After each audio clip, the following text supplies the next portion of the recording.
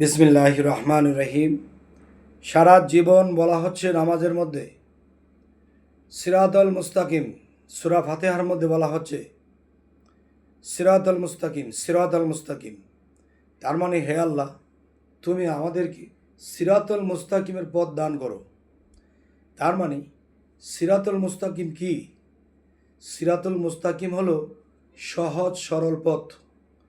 এখন সেই 7 বছর থেকে নামাজ পড়তে পড়তে 80 বছর পর্যন্ত বাঁচলো, 100 বছর পর্যন্ত বাঁচলো, কিন্তু বলতেই আছে হে আল্লাহ, সিরাতুল মুস্তাকিমের পথ দান করো।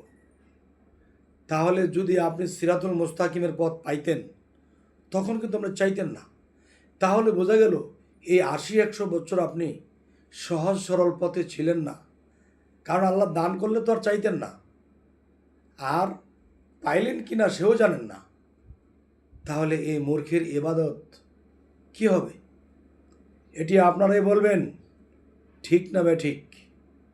সকলে ভালো থাকবেন, ফলো দিয়ে রাখবেন পরবর্তী আলোচনার জন্য।